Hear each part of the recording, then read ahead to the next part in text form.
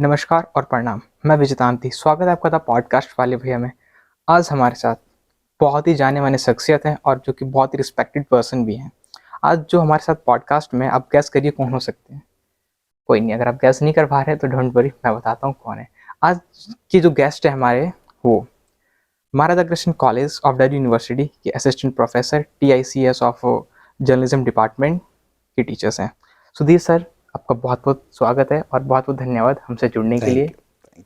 Sir basically अब बातचीत करने से पहले सर हम बस आप थोड़ा सा आपके बारे में जानना चाहते हैं कि सर आप जर्नलिज्म डिपार्टमेंट के टीचर आए, तो सर आप अगर मतलब ब्रीफ में हमारे दर्शकों को बताना चाहें कि सर आपकी जर्नी कैसी रही यहाँ तक आने में।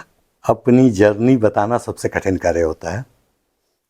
The way we start, so many times destination is fixed in mind, but destiny is not clear and we reach by our efforts, our destiny, and our timely decisions.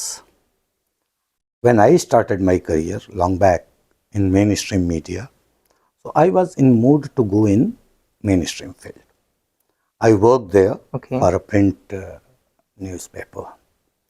Later on, I decided to switch my career and I joined an institute where I could assist in production as well as in academia. Meanwhile, होता यह है कि कई बार आप अपनी आवश्यकताओं को ध्यान में रखकर, कई बार आर्थिक आवश्यकताएं हैं, कई बार व्यावहारिक आवश्यकताएं हैं, जब जीवन में आप सोचते हैं कि दिल्ली चलें या बड़े शहर की ओर का रुख करें चलें, तो मैं करीब 15 साल पहले दिल्ली की ओर आया और यहाँ मैं public relations and corporate communications में अपना करियर शुरू किया। बहुत छोटे अरसे तक, छोटे समय तक एक बड़े संस्थान के साथ काम किया। फिर मुझे लगा कि मैं एकेडमिया के लिए ही बना हूँ और मैंने एकेडमिया ज्वाइन कर लिया। तो सारे डिसीजंस लाइफ के जो मैं मानता हूँ कि कई बार हम तत्कालीन परिस्थितियों के हिसाब से निर्णय लेते हैं, कई बार कुछ प्रभावों में निर्णय लेते हैं। सही निर्णय क्या है ये बाद में पता चलता है। शायद मैं आज भी अगर कहूँ कि मैं सही जगह हूँ या नहीं, मरने के बाद मेरे लिखे आर्टिकल अगर पढ़े जाएं, मेरे छात्र अगर सक्सेस पाके अलग अलग जगहों पे काम करें, तब मैं कह सकूंगा कि मैं सही जगह हूँ। अदरवाइज शायद यह भी एक प्रयोग है जो कुछ दिन अकादमिया में बीत रहे हैं। सर जैसा कि आपको दिल्ली विश्वविद्यालय के महाराजा कृष्ण कॉलेज में 10 साल से ज़्यादा काम करते हुए हो गया है, क्या सर मतलब आपको अभी ऐसा लगता है कि मैं जहाँ पर हूँ, मैंने मतलब बचपन पे मैं अपना 70% या 80% मैंने एफर्ट्स डाला है, मैं उसकी वजह से यहाँ पे हूँ, या मैं और एफर्ट्स डालता तो मैं इससे भी ऊंचा होता? ये संतुष्टि का भाव भी एक अलग फिलॉसफी है। हम अगर संतुष्ट हो गए तो ग्रोथ रुकती है। तो आप जहां कहीं भी होते हैं, जिस भी लेवल पे होते हैं, संतुष्टि नहीं आती, और मैं भी आज तक संतुष्ट नहीं हूं। अगर संतुष्ट हो गया then I will not strive for further development.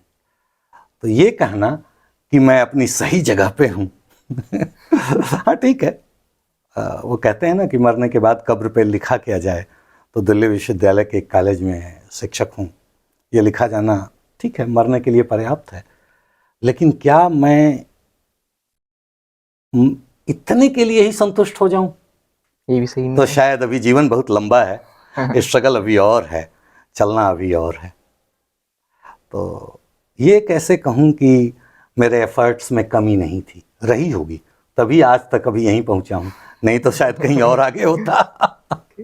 Sir मुझे लगता है कि आप थोड़ा सा और एफर्ट्स डालते तो हल्का सा भी और अबव होते जहाँ भी आप हैं अभी। हाँ, हर बार ये लगता है, और ये हर व्यक्ति को लगना चाहिए, नेचुरल टेंडेंसी है ह्यूमन की है। लगना चाहिए।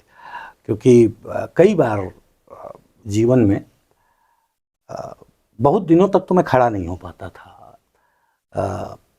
लंबे समय तक क्रेचेज और व्हीलचेयर की बदौलत जीवन जिया है मैंने, और आज अगर इस पोजीशन पे हूँ तो मैं ये मान के चलता हूँ कि थोड़ा एफर्ट और उसकी ज़रूरत है जीवन में इंसान को।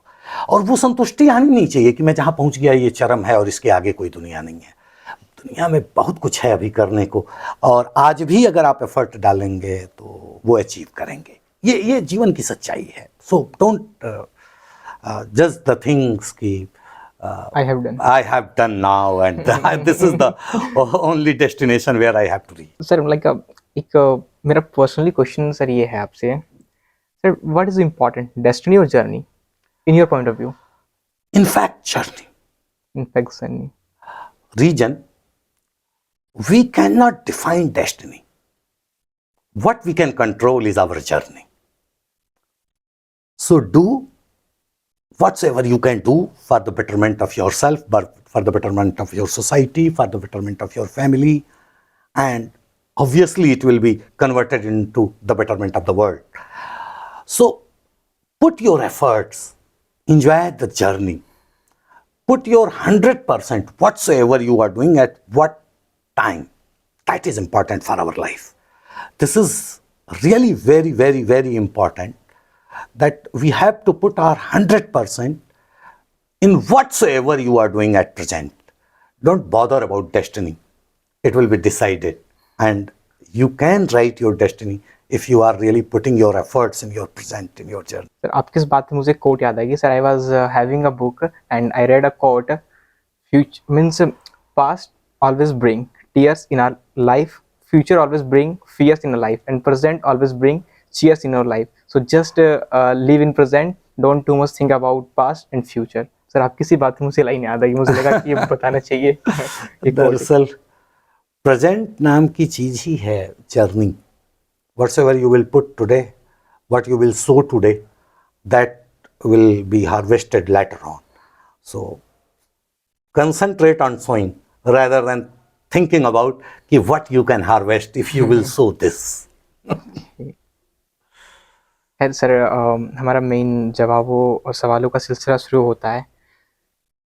सर आप जर्नलिज्म डिपार्टमेंट की TICS हैं, तो सर आपसे मेरा पहला सवाल यही बनता है कि सर दिल्ली विश्वविद्यालय में जर्नलिज्म के 12 कॉलेजेस हैं, 12 में से 12 कॉलेजेस गर्ल्स के लिए हैं, जो कि गर्ल्स उसमें जाके अपनी शिक्षा ग्रहण कर सकती हैं हायर एजुकेशन के लेवल पर।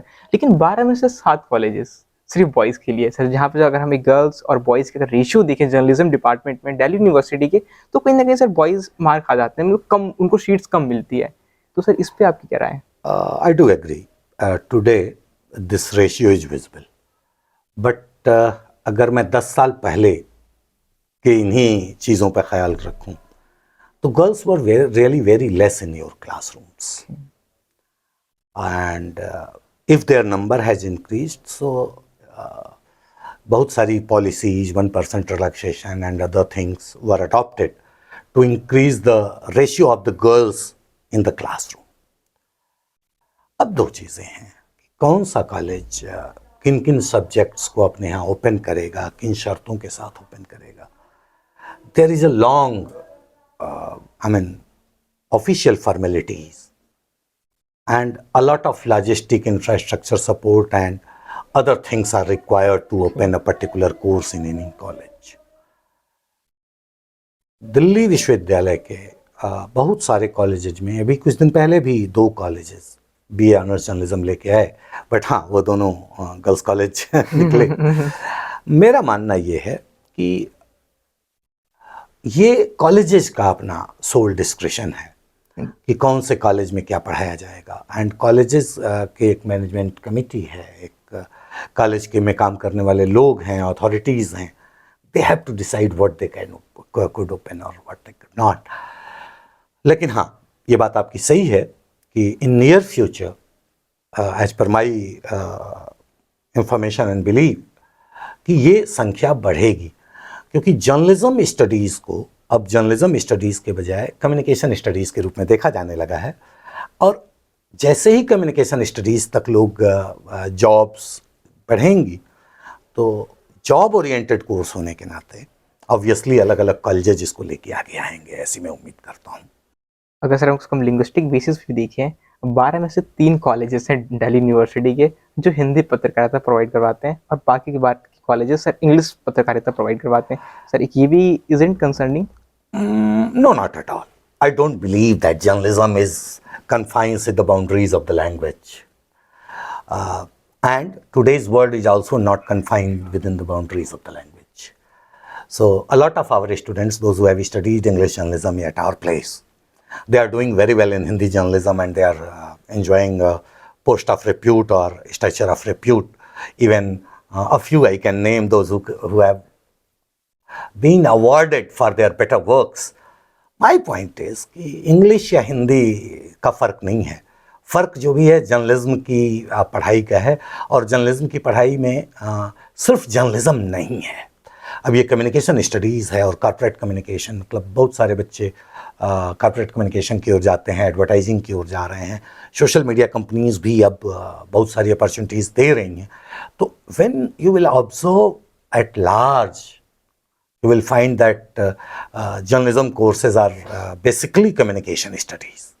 So obviously इनकी डिमांड बढ़नी है, क्योंकि अपनी न्यू एजुकेशन पॉलिसी भी जो नेशनल एजुकेशन पॉलिसी है वो भी तय कर रही है कि सॉफ्ट स्किल डेवलपमेंट पे कंसंट्रेट किया जाए. Sir soft skill, English language को सॉफ्ट स्किल क्यों कंसिडर करा जाता है? जैसे कि अगर हम बात करें सर, 12 कॉलेजेस में 3 कॉलेज हैं जो हिंदी में करवाते हैं. आपने कहा कि जर्नलिज्म एक लैंग्वेज का बैरियर नहीं है, तो सर 12 के 12 कॉलेजेस में एक इक्वल इश्यू क्यों नहीं है? अगर जब लैंग्वेज के बैरियर नहीं है, फिर वही मैंने कहा ना, ये कॉलेजेस का प्रेरोगेटिव है. अब किस कॉलेज को कौन सा कोर्स चलाना या किस लैंग्वेज में चलाना आसान लगा, उन्होंने खोला.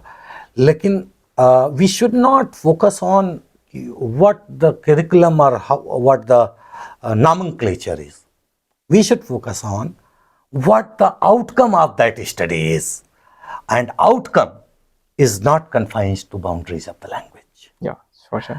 और नेशनल एजुकेशन पॉलिसी के जो रेलेवेंट सब्जेक्ट्स हैं उनमें भी हम इंग्लिश और हिंदी या अदर इंडियन लैंग्वेजेस को अप्रोप्रिएट इम्पोर्टेंस तो दे ही दें.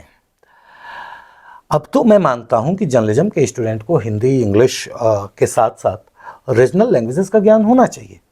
और अगर रीजनल लैंग्वेजेस का ज्ञान होना चाहिए तो उन बच्चों को अब उसके अकॉर्डिंग तैयार करना चाहिए अपने आप को.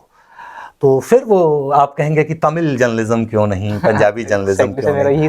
तो मैं तमिल जर्नलिज्म या पंजाबी जर्नलिज्म या इंग्लिश जर्नलिज्म या हिंदी जर्नलिज्म स्टडीज़ को देखता ही नहीं हूँ. मैं देखता हूँ जर्नलिज्म स्टडीज़ हैं किस भाषा में हम मीडियम ऑफ इंस्ट्रक्शन है या किस भाषा में आप रिसीव करते हैं. That is not the issue. The issue is in which language you are going to perform, and if you are trained enough in any skill. अगर मुझे फार्मिंग आती है, गार्डनिंग आती है, तो चाहे मैं किसी भी लैंग्वेज में सीखूं, मुझे उगाना तो अपनी किचन गार्डन में वही चीज़ें हैं.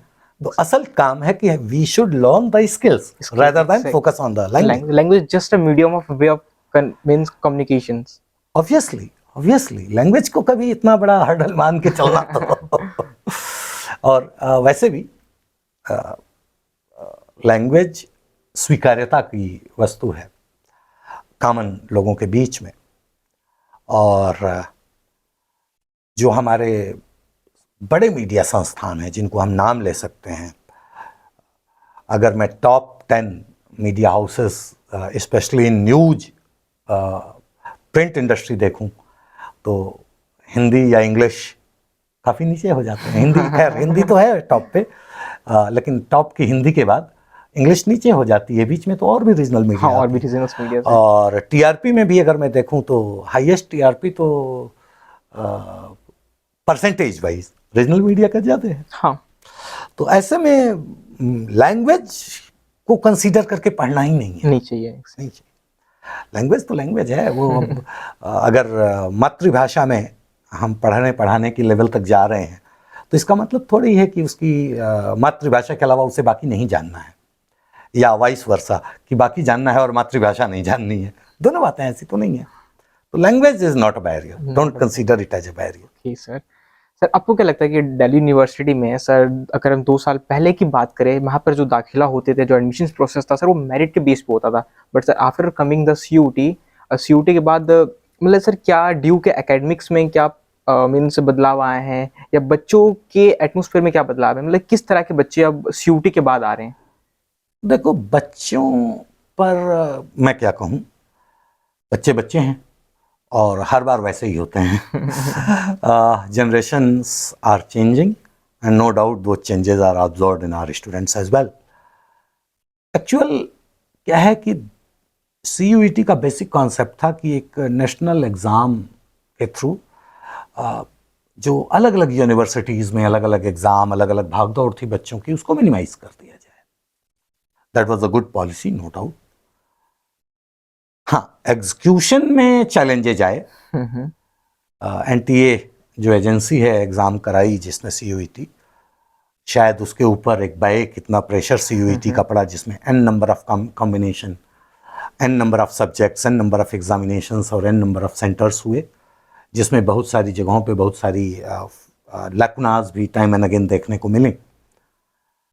बट लैकुना और फेलियर ऑफ एग्जीक्यूशन और problems of execution should not define the motive of the policy.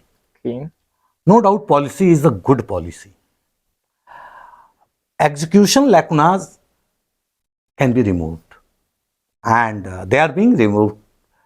ठीक है कि थोड़ा डिले हुआ, थोड़ा अप्स एंड डाउन्स आए, कहीं कहीं ये भी हुआ कि सब्जेक्ट मैपिंग प्रॉब्लम्स हुई, सब्जेक्ट मैपिंग के अलावा बच्चों के सेंटर्स भी दूर पड़ गए थे, ये प्रॉब्लम। अब इसमें अब इसमें एक चीज है जो मैं मानता हूँ कि whensoever a policy took a curve or turn, तो awareness about that new policy should be communicated to their respective target audiences.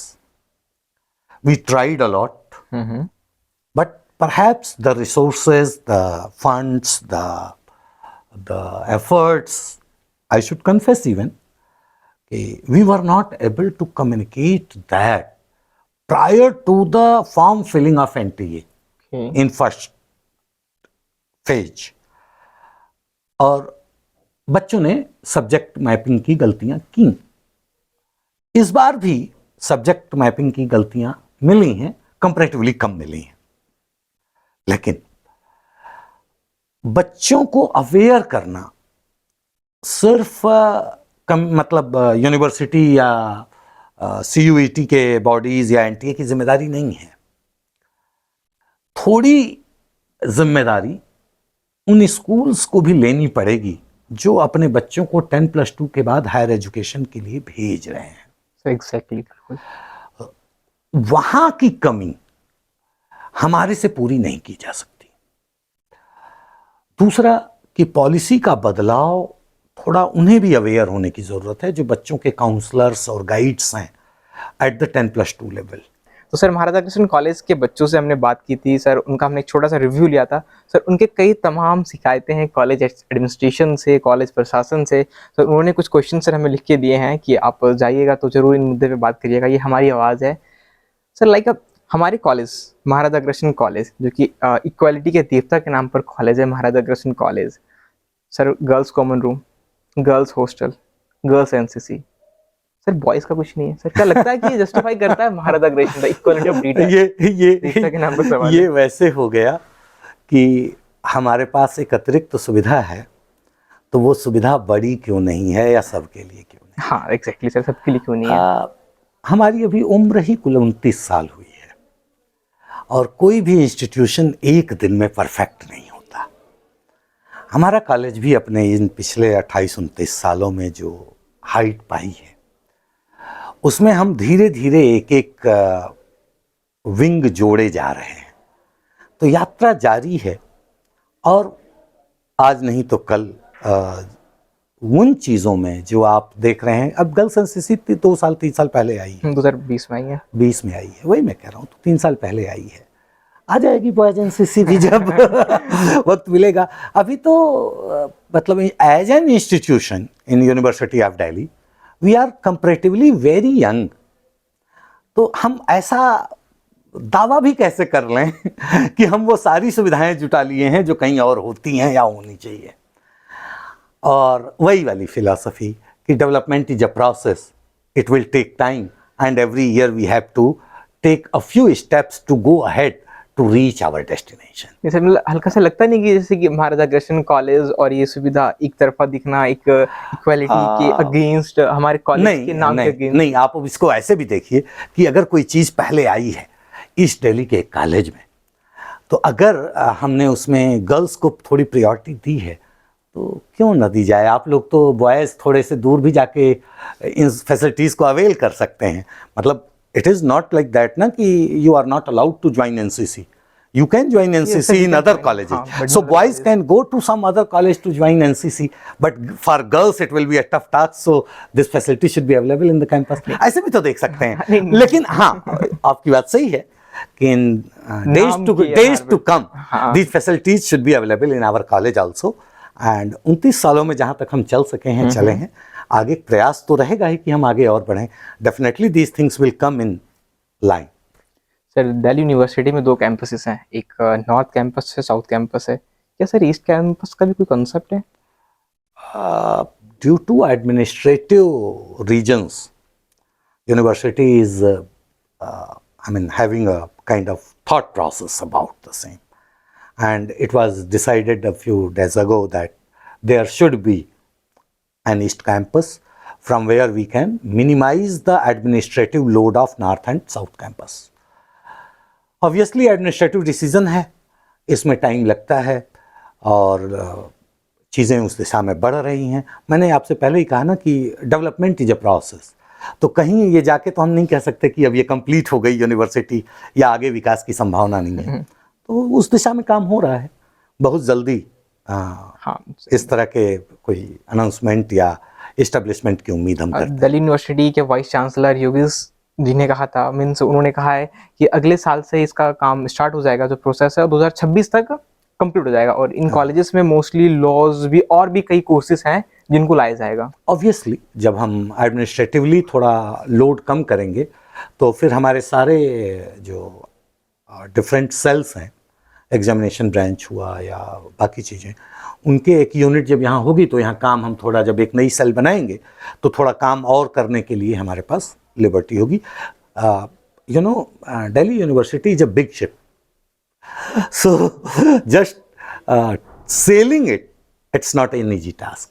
So creating it more, and developing it bigger, तो ये दोनों काम एक सोची समझी पॉलिसी के तहत ही किए जा सकते हैं, and obviously they will take time. Sir क्या आप महाराजा अग्रसेन कॉलेज की कैंटीन में गए हैं?